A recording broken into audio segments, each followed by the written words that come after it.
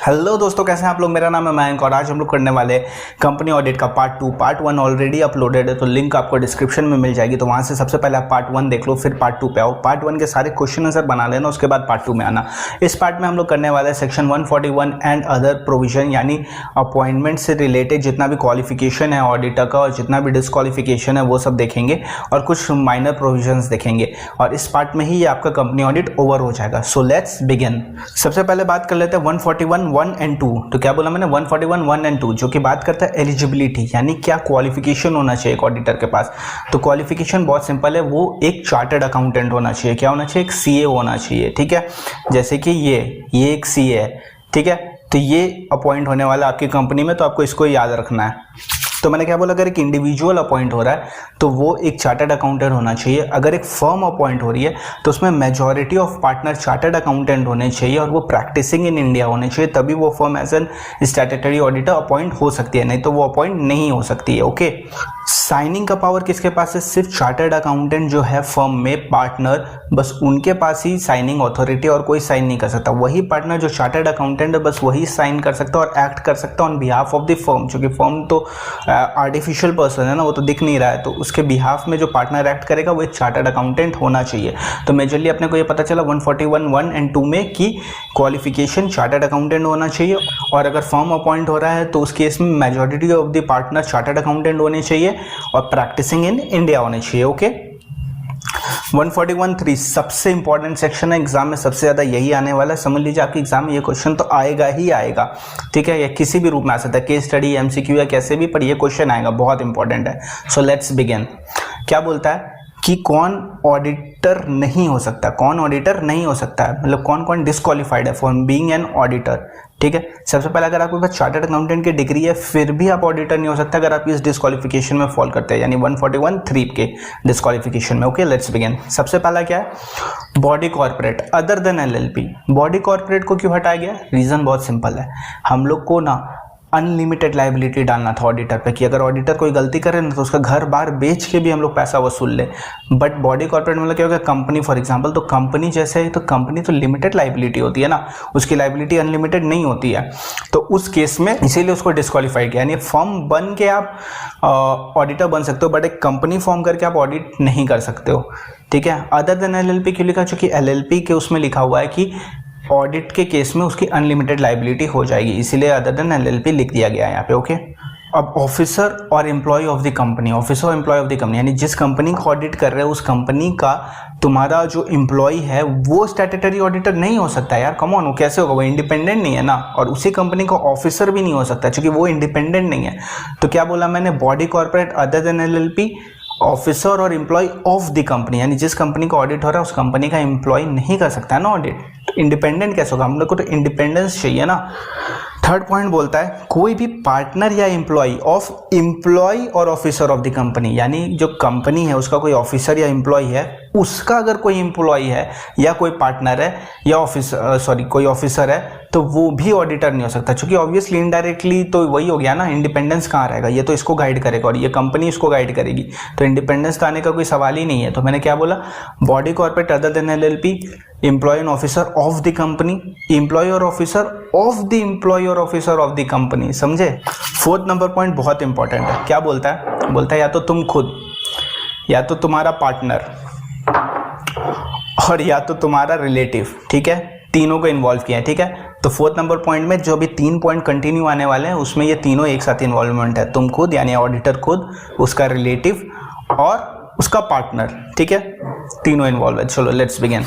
तो बोलता है तुम या तुम्हारा रिलेटिव या तुम्हारा पार्टनर, तीनों कोई भी सिक्योरिटी हेल्ड नहीं करना चाहिए उस कंपनी का जिस कंपनी का ऑडिट करने जा रहे हो। तुम क्या बोला मैंने, तुम या तुम्हारा रिलेटिव या तुम्हारा पार्टनर, तीनों में से कोई भी सिक्योरिटी होल्ड नहीं करना चाहिए कंपनी का। ठीक है, किस कंपनी का, जिस कंपनी का ऑडिट करने जा रहे हो उसका, उस कंपनी की होल्डिंग का, उस कंपनी की सब्सिडरी का, उस कंपनी के एसोसिएट का, plus subsidiary of such holding company, मतलब जो होल्डिंग कंपनी है उसकी सब्सिडरी, मतलब जो होल्डिंग कंपनी है उसकी भी सब्सिडरी, उसका भी तुम सिक्योरिटी हेल्ड नहीं कर सकते। सिक्योरिटी मतलब क्या हो गया, इक्विटी शेयर कैपिटल या पेड अप शेयर या प्रेफरेंस शेयर कैपिटल, किसी भी टाइप का कैपिटल में शेयर्स आप होल्ड नहीं कर सकते, कोई भी सिक्योरिटी आप होल्ड नहीं कर सकते हो। तुम्हारा रिलेटिव या तुम्हारा पार्टनर, तीनों ही कोई भी सिक्योरिटी होल्ड नहीं कर सकते उस कंपनी में, उस कंपनी की होल्डिंग में, उस कंपनी की सब्सिडरी में, उस कंपनी के एसोसिएट में, और subsidiary of such holding company मतलब इस होल्डिंग कंपनी की सब्सिडरी में, इसमें भी नहीं होल्ड कर सकते हो आप। यानी जो आपके सिस्टर कंसर्न है उसमें भी आप नहीं होल्ड कर सकते, आपके नहीं मतलब इस कंपनी की जो सिस्टर कंसर्न है उसमें भी आप सिक्योरिटी होल्ड नहीं कर सकते हो, ताकि ये पूरी तरह से इंडिपेंडेंट हो। इसको हर तरह से इंडिपेंडेंट करने के लिए, ऑडिट हर तरह से इंडिपेंडेंट करने के लिए ही ये प्रोविजन लाया गया है। तो सबसे पहला पॉइंट हो गया सिक्योरिटी। दूसरा बोलता है तुम खुद, तुम्हारा पार्टनर या तुम्हारा रिलेटिव, हाँ या इंटरचेंज होता है, उसको माइंड मत करो, तुम इस पे फोकस करो, ठीक है। तो क्या बोला मैं, या तो तुम खुद या तुम्हारा पार्टनर या तुम्हारा रिलेटिव इनडेटेड नहीं होना चाहिए कंपनी को, ठीक है, for an amount exceeding ₹5 lakh. क्या बोलता है कि तुम या तुम्हारा रिलेटिव या तुम्हारा पार्टनर कंपनी से उधार लेके मत रखना। जिस कंपनी से तुमने अगर उधार लिया तो उस कंपनी का ऑडिट तुम नहीं कर सकते हो, सिंपल सी बात है।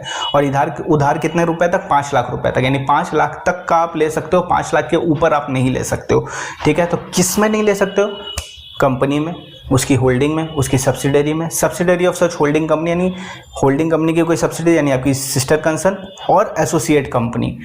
तो ये चारों में ही आप नहीं होल्ड कर सकते हो। तो क्या बोला मैंने, आप खुद या आपका पार्टनर या आपका रिलेटिव, तीनों मिलके या तीनों अलग अलग या किसी भी रूप में इंडेटेड नहीं होने चाहिए कंपनी को, होल्डिंग को, सब्सिडरी को, एसोसिएट को, subsidiary of such holding company को। सिंपल है। नेक्स्ट पॉइंट बोलता है तुम खुद, तुम्हारा रिलेटिव या तुम्हारा पार्टनर, तीनों में से कोई भी या तीनों मिलके भी कोई भी किसी भी रूप में किसी भी पर्सन के लिए गारंटी नहीं दोगे 1 लाख रुपए से ज़्यादा, जिस पर्सन ने कंपनी से लोन लिया है, या तो कंपनी से, या तो होल्डिंग से, या तो सब्सिडरी से, या तो एसोसिएट से, या तो subsidiary of such holding company से। क्या बोला मैंने, तुम या तुम्हारा पार्टनर या तुम्हारा रिलेटिव किसी भी थर्ड पर्सन के लिए गारंटी नहीं दिया है कंपनी को, होल्डिंग को, सब्सिडरी को, एसोसिएट को, subsidiary of such holding company को। अमाउंट कितना है, अमाउंट है ₹1 लाख, यानी 1 लाख तक की गारंटी दे सकते हो, 1 लाख के ऊपर गारंटी नहीं दे सकते हो। यह प्रोविजन इसलिए लाया गया ताकि बायसनेस ना रहे ऑडिट के दौरान, कोई पूरी तरह से इंडिपेंडेंटली ऑडिट हो पाए।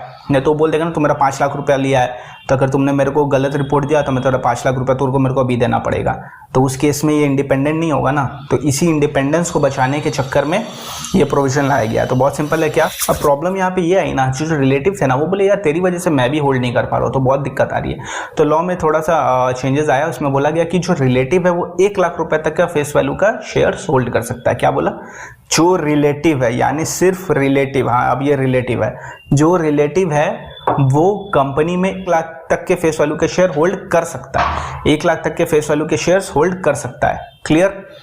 तो क्या बोला मैंने, पार्टनर नहीं कर सकता, तुम नहीं कर सकते हो, लेकिन तुम्हारा जो रिलेटिव है ये कर सकता है, ठीक है, 1 लाख तक के फेस वैल्यू, ठीक है। बाकी सारे provision as it is same. अगर कोई भी पर्सन या उसका फर्म कोई बिजनेस रिलेशनशिप रखता है कंपनी के साथ, तो वो पर्सन या फर्म कंपनी का ऑडिट नहीं कर सकता, वो डिस्क्वालिफाइड है। किसके साथ, कंपनी के साथ, होल्डिंग के साथ, सब्सिडरी के साथ, subsidiary of such holding company के साथ एंड एसोसिएट कंपनी के साथ, ठीक है। अगर कोई बंदा है और उसका रिलेटिव है, अगर कोई बंदा है उसका कोई रिलेटिव है और वो अगर डायरेक्टर या की मैनेजरियल के पोस्ट में, वो डायरेक्टर या की मैनेजरियल के पोस्ट में, तो भैया उस केस में भी वो बंदा ऑडिट नहीं कर सकता, क्योंकि इंडिपेंडेंस नहीं रहेगी। अपने को इंडिपेंडेंस बचाना है, ठीक है। तो फटाफट चलो एक बार रिवीजन कर लेते हैं फटाफट। मैंने क्या बोला, 141(3) सबसे पहले कौन नहीं हो सकता, body corporate and LLP। Second, officer employee of the company. Third, partner और ऑफिसर, पार्टनर और employee of officer of employee of the company.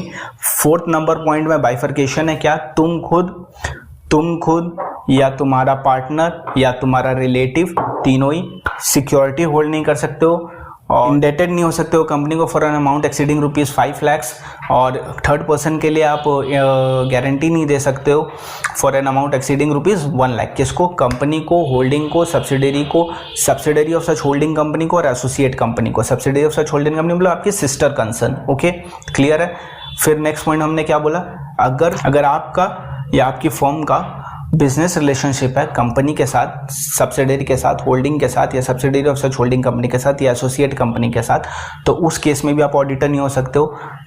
फिर मैंने बोला कि अगर आपका कोई रिलेटिव है और जो आपका रिलेटिव है वो एज अ डायरेक्टर या की मैनेजरियल पर्सन एम्प्लॉयड है कंपनी में, तो उस केस में भी आप नहीं कर सकते हो ऑडिट उस कंपनी का, आपको एज एन ऑडिटर नहीं अपॉइंट किया जा सकता है। 7 नंबर पॉइंट बोलता है क्या, अगर आप फुल टाइम एम्प्लॉयमेंट एल्सवेयर हो तो भी आप ऑडिटर नहीं हो सकते। मतलब या तो आप प्रैक्टिस में जाओ या तो एम्प्लॉयमेंट में जाओ, आइदर एंड और, मतलब दोनों साथ में नहीं कर सकते। एम्प्लॉयमेंट में जाओगे तो ऑडिट नहीं कर पाओगे और ऑडिट में जाओगे तो एम्प्लॉयमेंट तो कर ही नहीं पाओगे। तो चलो यहाँ पे ये चीज़ समझ में आ गई। सेकेंड पॉइंट इसमें बोलता है क्या, एक ऑडिटर मैक्सिमम 20 ऑडिट कर सकता है। याद है हमने पार्ट 1 में लिमिट की बात की थी, ये वही लिमिट है, तो यहाँ से इसको कोरिलेट कर लीजिएगा। तो मैंने क्या बोला, एक ऑडिटर सिर्फ 20 ऑडिट कर सकता है, एक ऑडिटर सिर्फ 20 कंपनी ऑडिट कर सकता है। स्टैट्यूटरी ऑडिटर अपॉइंट हो सकता है सिर्फ 20 कंपनी में, ठीक है। और इसमें 20 में क्या इंक्लूडेड नहीं है, OPC, small company, dormant company और प्राइवेट कंपनी जिसका paid up share capital less than 100 crore है, तो कौन इंक्लूड नहीं है, public company, 1 person company, small company, dormant company, private company जिसका paid up share capital 100 crore से कम है, 100 करोड़ से कम है। अगर कोई भी बंदा कन्विक्टेड ऑफ एनी ऑफेंस है and 10 years have not elapsed, तो उस केस में भी वो अपॉइंट नहीं हो सकता है। कन्विक्ट हो चुके हो और 10 ईयर्स इलैप्स नहीं हुआ है तो फिर तुम ऑडिटर नहीं बन सकते हो। कोई भी बंदा जो 144 की सर्विस दे रहा है, कोई भी बंदा जो 144 की सर्विस दे रहा है, 144 की सर्विस नेक्स्ट पेज में बता रहा हूँ, तो अभी बस इतना समझो, कोई भी बंदा जो 144 की सर्विस दे रहा है वो भी अपॉइंट नहीं हो सकता। तो यहाँ पे आपका एंड होता है 141.3, बहुत इंपॉर्टेंट था, इसको अच्छे से आप कर लेना कि 141.4 अगर आपको डिस्क्वालिफिकेशन लगती है तो वैकेंसी हो जाएगी, और वैकेंसी होते हैं इसको क्या बोला जाएगा, कैजुअल वैकेंसी, रेजिग्नेशन नहीं, कैजुअल वैकेंसी, यानी अगर आपको डिस्क्वालिफिकेशन लगी तो आपकी वैकेंसी हो जाएगी, ठीक है। 141.4 वैकेंसी के लिए अपने क्या पढ़े थे, कैजुअल वैकेंसी के लिए फटाफट ऊपर जाइए या नेक्स्ट आप लेक्चर में देख लीजिएगा क्या पढ़े थे अपने, कि अगर नॉन गवर्नमेंट कंपनी है तो 30 दिन के अंदर बोर्ड ऑफ डायरेक्टर फिल करेंगे, 3 महीना के अंदर रेटिफाई परमिशन लेने का जरूरत नहीं है। क्यों?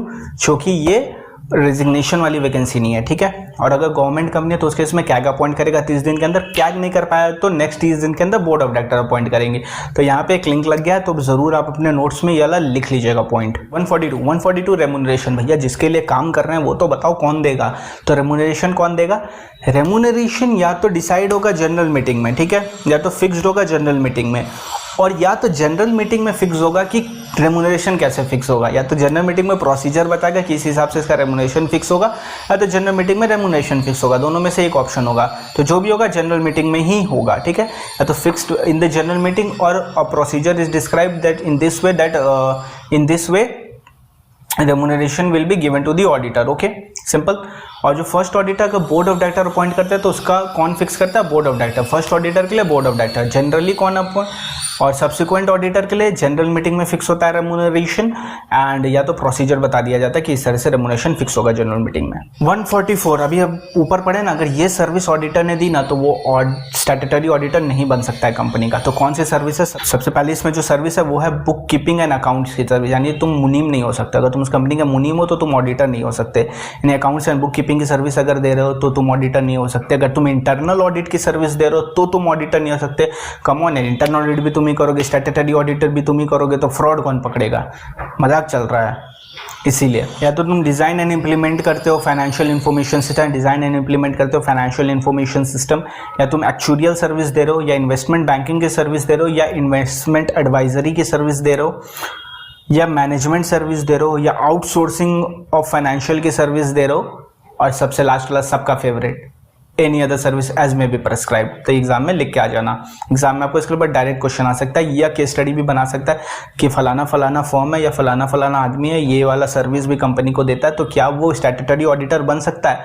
तो आंसर अपने लिखेंगे कि सबसे पहले 141.3 में लिखा हुआ है कि अगर आप 144 की सर्विस देते हो तो आप स्टैट्यूटरी ऑडिटर नहीं बन सकते, आप डिस्क्वालिफाइड हो।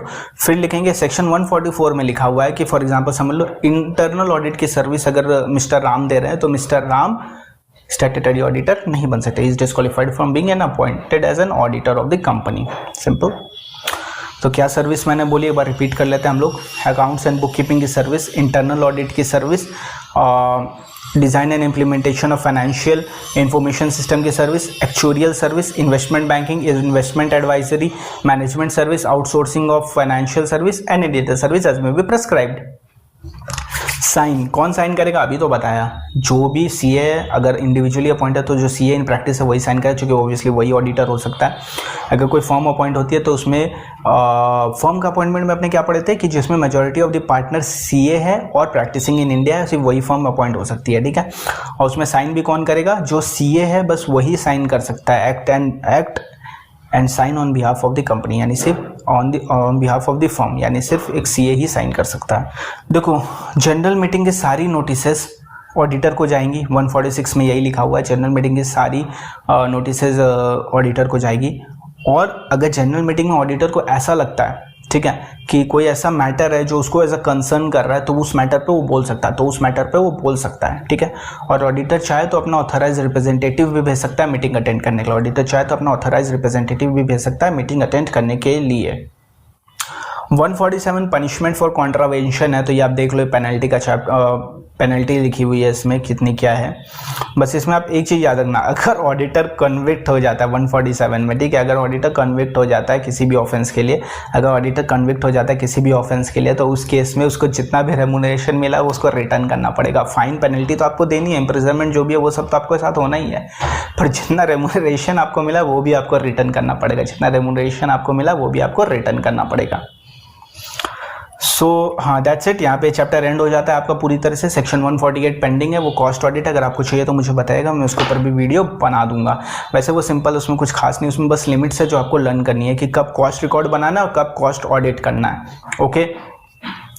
और एक बात मैं आपके साथ बोलना चाहूँगा कि अगर आपको ये वीडियो पसंद आ रही है तो आप ज़रूर कमेंट करके मेरे को बताओ, वीडियो को लाइक भी करो, थोड़ा मोटिवेशन मिलता है, और कमेंट और चैनल को सब्सक्राइब भी कर लेना, ताकि नेक्स्ट आपको फटाफट मिलते रहे वीडियो। और आईडीटी की चैलेंजेस सीरीज़ आने वाली है अक्टूबर मिड में, तो ज़रूर से @CA_video चार्टर्ड एस्पिरेंट, ये मेरा चैनल है टेलीग्राम में, ज़रूर से इसको सब्सक्राइब कर लीजिए और रेडी हो जाइए आईडीटी चैलेंजेस सीरीज़ के लिए। ऑलरेडी लॉ और डीटी की चैलेंजेस सीरीज़ चल रही है, @CA_video, ये है अपना हैंडल ग्राम का, तो यहाँ पे आपको सब कुछ अवेलेबल हो जाएगा। तो चलिए, till then it's Mayank signing off. बहुत ज़्यादा पसीना आ गया, इनको भी आप बाय बाय बोल दो, चलो बाय बाय। और ये वाले भी बच गए, इनको भी बाय बाय बोल दो, बाय बाय।